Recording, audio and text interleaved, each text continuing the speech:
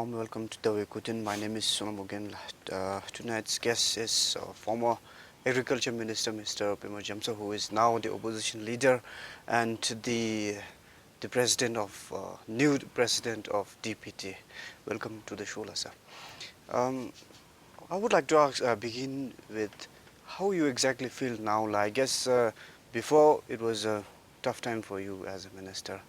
Now, as the opposition leader, I believe you get a lot of time, free time, and then I hear that you spend most of the time with your granddaughter. Thank you very much, Assam. First of all, it is always a pleasure being here and having this opportunity to speak to you. Before I answer your question, I would like to first of all congratulate all Bhutanese across the country for the very successful celebration of our 106th National Day, and also for everyone for committing their allegiance to the throne and dedicating their service to the Sawasom. And before I again answer your question, I would like to put on record here that the opposition party, Trukpinsum Sokpa, share the sense of loss that our people in several Dzongkhaks are going through due to the recent windstorm. I'm sure our government will do whatever it can to help these people, to help the people who lost their roofs, to restore their their lives and to bring back some normalcy from this disaster. Now coming to your question, well, I would say the challenges of being in the opposition as opposition leader are even more daunting, if not more than being an agriculture minister. I think as opposition now and as opposition leader, I have to make sure that we become a very responsible opposition, that we are responsive to the needs of the country and not oppose for the sake of opposing. And while it is true that I now have a bit more time to spend with my family, with my granddaughter, as you said, I still have a lot of work to do and a lot of thinking to do actually. How do you view the current activities, the current government? I mean, you have been in the government and now as the opposition. How do you view the way the government takes up its charge now? Well, it is still too early. I think we have to give them enough time. In spite of the fact that they have completed their 100 days, and of course we have already made an assessment on the 100-day pledges that the current government made. And in many ways, I'm grateful that they were not able to implement many of their pledges because the consequences of having implemented them perhaps would be would be more serious than not implementing them. So I think in a way it gives them time to think this through, think the issues through, analyze them, and come up with better alternatives. But at this stage, as I said, it's too early for me to give an opinion, to form an opinion on the performance of the government. And we were in the earlier session, Dzongkha, we were also talking about the government idea of trying to advocate more on Bhutan joining WTO, and on the other hand, we also have to consider our the way we import more than the way we export actually. So you have a concern on this. You think it's not really a good idea to join WTO right now? Well, the idea or the process of joining WTO has begun long time ago. And the previous government, our government, never said that we will not join WTO. All we said was that perhaps it's not the right time for us to join WTO. First of all, we have to analyze, what are the benefits that we would accrue from joining WTO, and what would be the impacts it would have, particularly on our farmers, because we are an import-dominated nation. We import, many things. Most of our food stuff Yes. Most of the materials, the equipment, whatever household stuff that we use, Almost anything. yes, we depend on imports. So, on the contrary, we have hardly anything to export Yes. apart from electricity, for which we are already gaining all the benefits, and which is governed by our agreement with the government of India. Yes. The other area is tourism. Again, tourism, we have very exclusive policies. The high value, low impact policy Yes. that we have may not be quite compatible with regulations of WTO. So at this stage, without analyzing properly the pros and cons of joining WTO, it would be premature for us to take a decision and to become a member. So while we are saying that we will not object as opposition, us joining WTO, we are saying that it may be a bit too early, bit too premature to take that decision. Yes. Yes. And the current situation of the country, considering the economic situation and the debt we have, I believe it's negative. And to address this, the only possible solution most people think is developing agriculture. And did we lack in developing agriculture sector before, and are we seriously thinking about it now?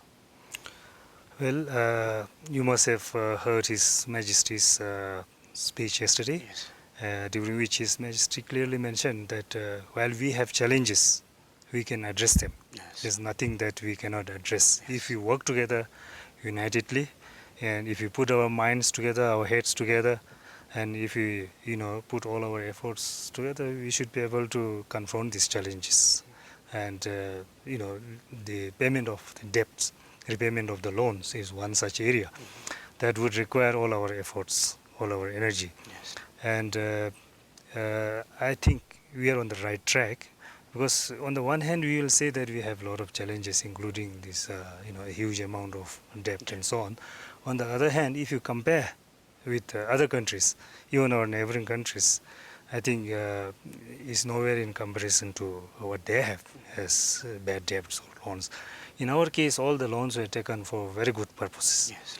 For the construction of roads, for bringing electricity to the villages, for connecting with telephones and so on. So the groundwork for developing our economy, for sort of accelerating the development of our economy is there now.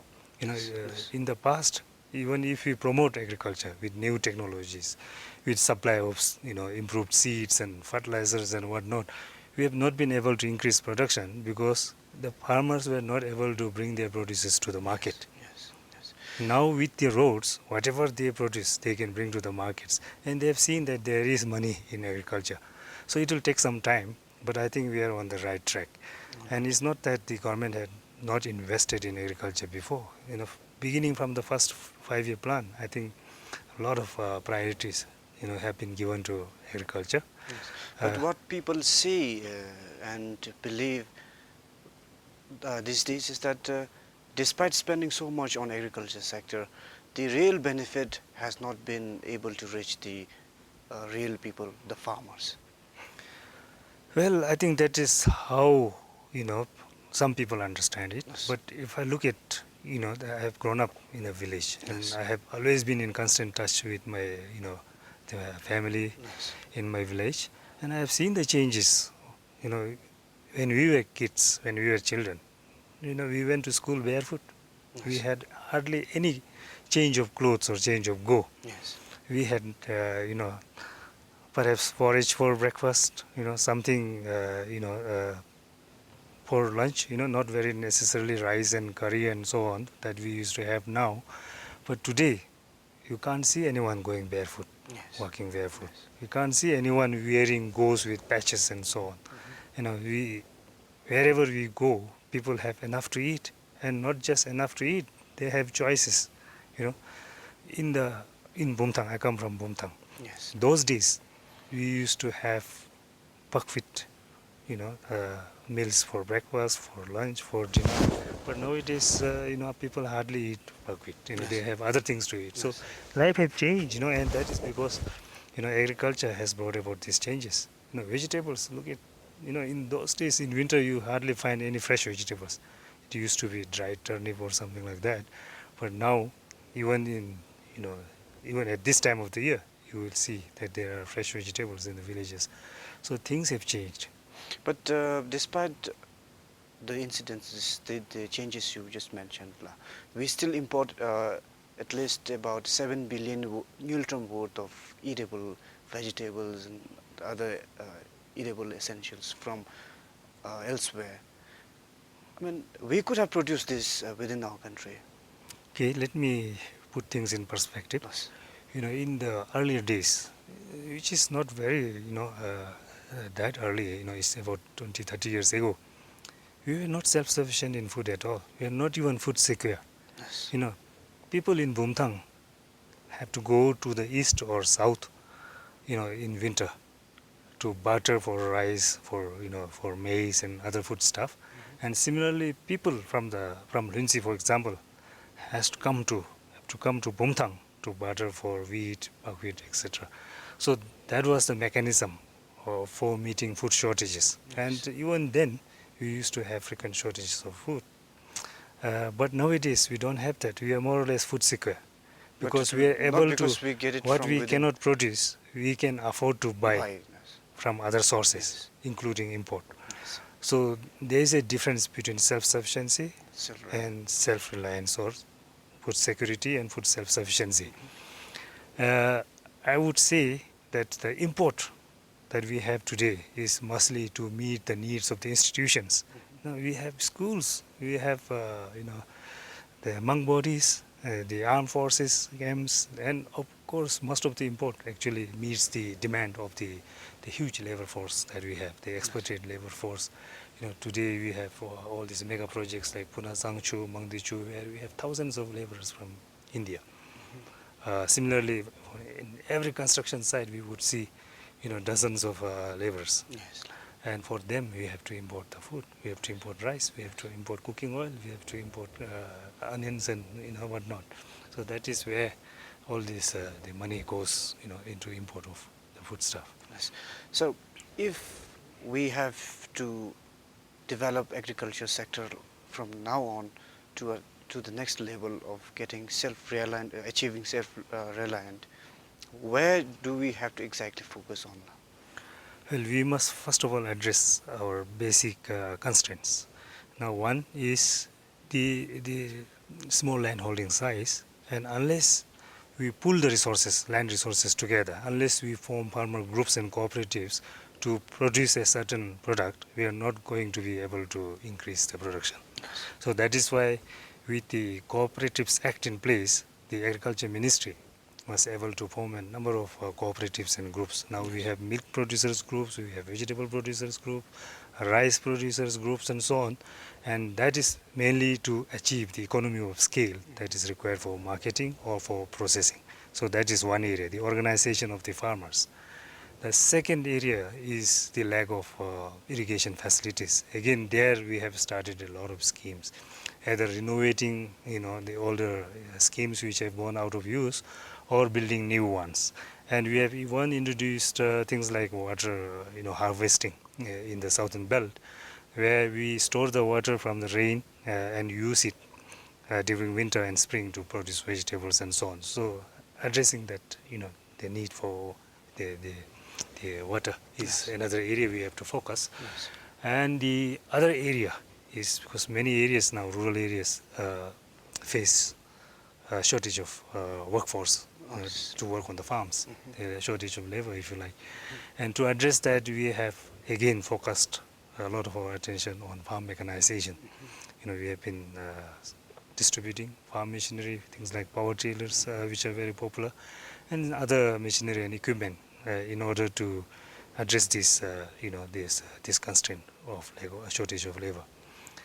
The other area again, which comes regularly, features regularly in the news, is the human-wildlife conflict, the damage of crops by wildlife. Again, here we have tried a number of things like electric fencing, like sound repellents and even digging trenches to keep away the elephants and forming, sort of community-based insurance groups and so on. So a number of schemes have been introduced. But here again we have to recognize that we will not be able to solve this problem altogether. Yes. Because if we have to do that, we have to either kill all the animals Yeah. or we have to get rid of our forests, neither of which are desirable or possible. And what about credit facilities for the farmers? I mean, I believe credit facilities don't really reach to the rural areas of the country. Well, in a way, that is true. In a way, it's not true. Yes. The BDBL, the Bhutan Development Bank, has been, working since a very long time as BDFC in trying to reach out to farmers in rural areas and so on. But of course, in the past there have been also a lot of diversion of rural credit to other, other purposes and so on. But now the BDBL and the Ministry of Agriculture are working together to improve the reach to the farmers. But still, it's I think it is still a bit of a problem, and we need to improve the delivery system of credit to rural farmers. And if you can do that, then the farmers would have the capital, and now they have the necessary conditions. They have road, they have electricity, they have telephone connectivity. So the conditions are there now to really focus on increasing the productivity of the farms. Yes. Despite all these initiatives and plans, we still see lapses, from various angles. One such particular lapses is on our potato case. We produce a lot of potatoes, we even import. But again, we export those potatoes back in the country with much high, paying much higher than what we actually got earlier. So there's something wrong in it as well. Yes, agree. Fully agree with you. I think we need to improve the system. Yes. Now, one suggestion that we have made, or including the provision that we made in the 11th plan, is to build the cold storage facilities in different regions, so that we can keep our produces, including potatoes, for a longer time. Because the shelf life is a real problem. Potatoes have quite short shelf life, and if you just keep it stored like that, they're not going to be of any use. So the farmers have no option but to sell it off. But if we have those facilities, go downs as you call them, then we may be able to store them and then bring them out in our domestic market as we need them. The other strategy that we have proposed is to stagger the production. We are blessed with a variety of agroecological zones. We have warm areas, cold areas, temperate areas. So we should be able to stagger the production. So what we cannot produce in Bumthang in winter, we can produce in Sarbang. What we cannot produce in Sarbang in summer, we can produce in Bumthang. Yes. So again, that calendar has been developed, and I think it is now operational.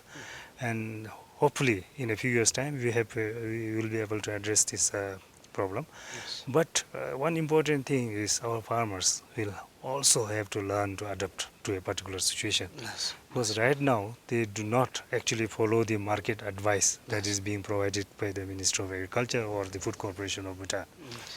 Yes. In spite of repeated advice through various medium, they are not following the advice. They bring the potatoes to penciling when the market situation is not good. Yes. And sometimes they deliberately delay bringing the potatoes to the market, and in the end up with a very bad price, yes, very low price, and then they complain. Yes.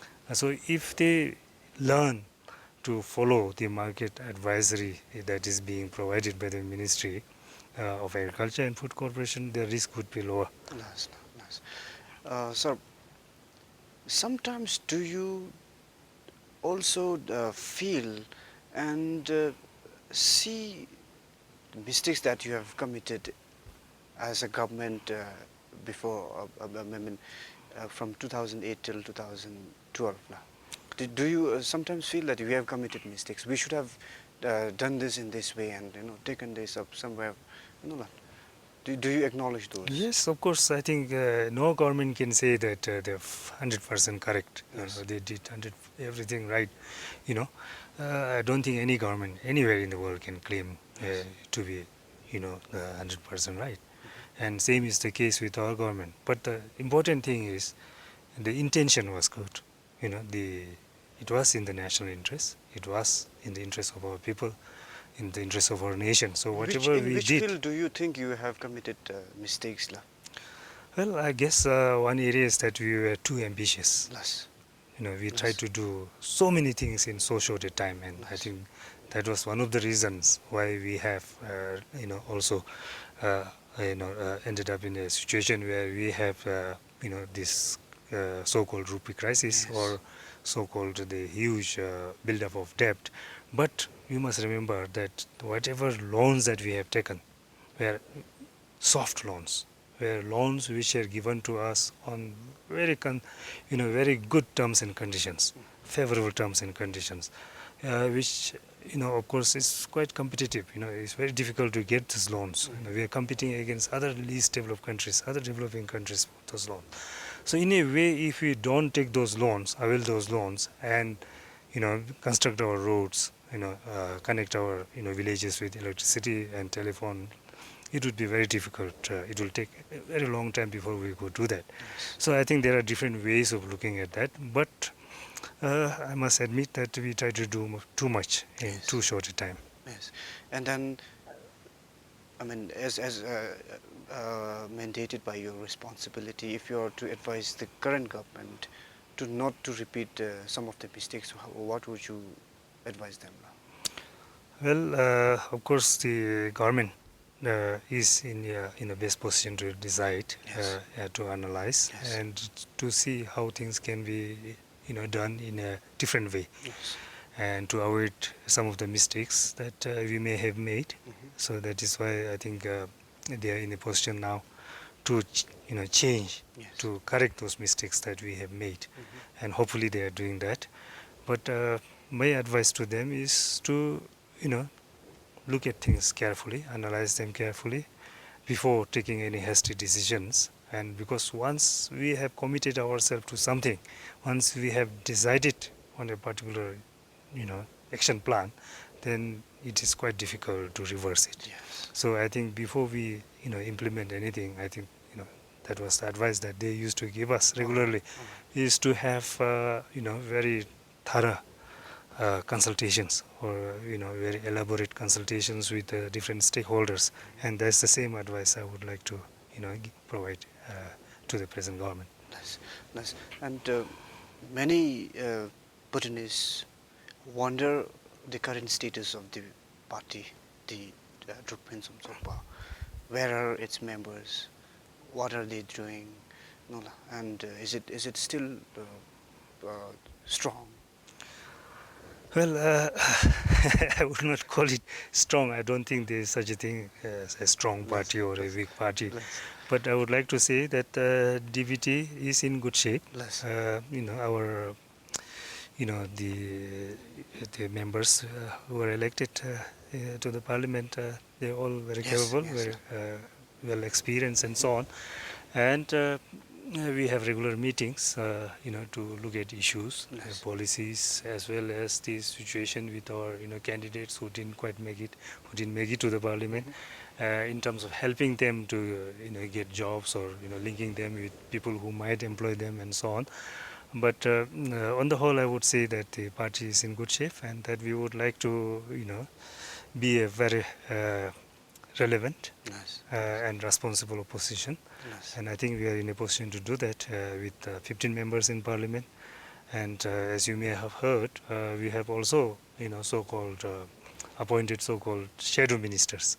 So because we have 15 members, we have also the luxury of having one of the members taking responsibility for a particular sector. For example, the MP Kingasring from Thimphu is taking on the role of looking at or shadowing the economic affairs minister. With his economic background, he has got the necessary credentials to do that. Similarly, former Lembo Khandru Wangchu is handling the foreign affairs, and like that we have for almost all the sectors. And are you shadow prime minister? Yes, I would like to say that. Yes, so I would like to believe that that I would be providing alternative views, suggestions, proposals to the Prime Minister as and when I get the opportunity. Nice. Thank you, sir. Is it? I mean, do you realize that as people talk and they believe right now that it's really become riskier and difficult to join politics unless you have a very good business.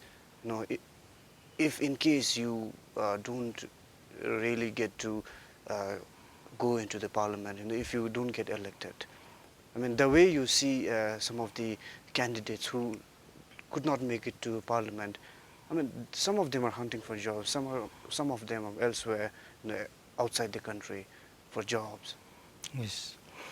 Yes, you're right. I think that is one of the challenges that we have of attracting capable, Candidates. motivated, candidates with the necessary experience, the background to get into politics, to participate in politics.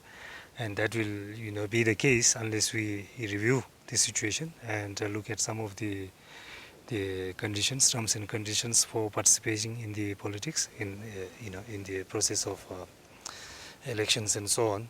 Because as you said, there's no job security, and no one who is in a good position, who has a good job, would like to willingly give up and take the risk to get into something that is very uncertain. So this is one area of concern. I think our government need to really look into it. Yes. And could this be because of the cooling period, the provision called cooling period? Yes, that is one of the factors, because in any case, whether it serves the purpose, the purpose of the cooling period is, so to say, to wean away someone from the political ideologies, the beliefs that somebody has, when he or she was a member of a particular party. But whether that happens or not is very questionable. Yes. It's in human nature. Either you stick to it or either you don't do it. You do it just for the sake of doing it, becoming a member for the sake of being a member without any conviction.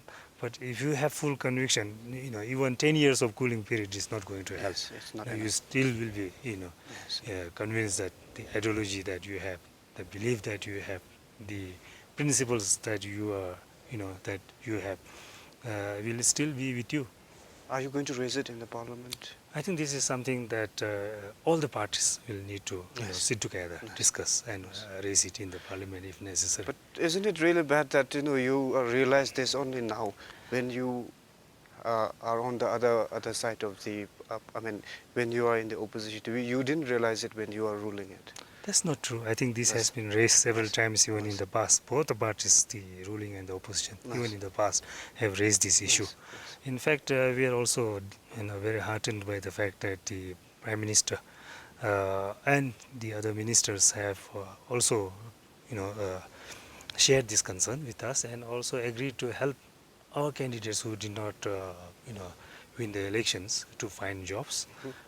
And to assist also candidates from other parties, from Gyamrup and Kunyam and etc., to find jobs. And so I think this will happen, and this need to happen. Otherwise, we are taking the livelihood of not only the candidate who contested, but also his or her families. Nice.